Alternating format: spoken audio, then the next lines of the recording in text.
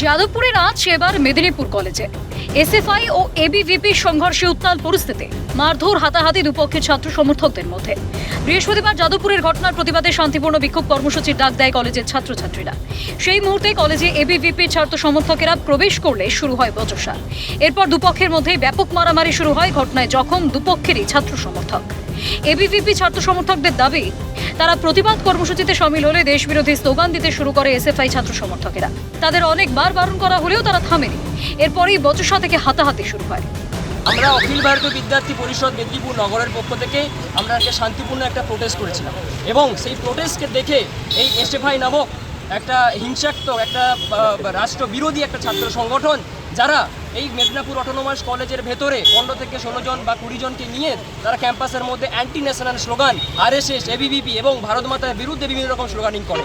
এবং সেই খবর পেয়ে আমরা ভাইদের সঙ্গে আমরা সামিল হই এবং তাদের বিরুদ্ধে এবং তাদেরকে বলি যে ভাই এইসব সংগঠনের বিরুদ্ধে বা ভারত মাতার বিরুদ্ধে কথা বলিস না, এবং তারা শোনে না এবং তারা রীতিমতো বিভিন্ন রকম উল্টোপাল্টা স্লোগানিং করতে থাকে এবং এরকম কথা কাটাকাটি চলতে থাকে এবং তারপরেই এরা হাতাহাতিতে জড়িয়ে পড়ে। অন্যদিকে এসএফআই এর দাবি, কলেজের সাধারণ ছাত্রছাত্রীদের শান্তিপূর্ণ প্রতিবাদ কর্মসূচি চলাকালীন উচ্ছৃঙ্খল পরিস্থিতির সৃষ্টি করেন এবিভিপি ছাত্র সমর্থকেরা। ছাত্রছাত্রীদের উপর চড়াও হয় তারা। আজকে মেদিনীপুর কলেজের সাধারণ ছাত্রছাত্রীরা ক্যাম্পাসের অভ্যন্তরে শান্তিপূর্ণ প্রতিবাদ সভার আয়োজন করেছিল।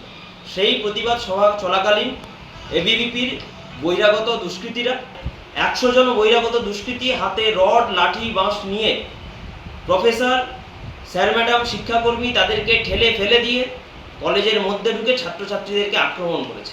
অভিযোগ পাল্টা অভিযোগে সরগরম মেদিনীপুর কলেজ। আদতে মারধর কারা শুরু করে তা স্পষ্ট নয়, তবে শিক্ষা প্রতিষ্ঠানে এ ধরনের ঘটনা অত্যন্ত নিন্দনীয় বলে মত বুদ্ধিজীবী মহলে। অভিষেক চক্রবর্তীর রিপোর্ট, ক্যালকাটা নিউজ।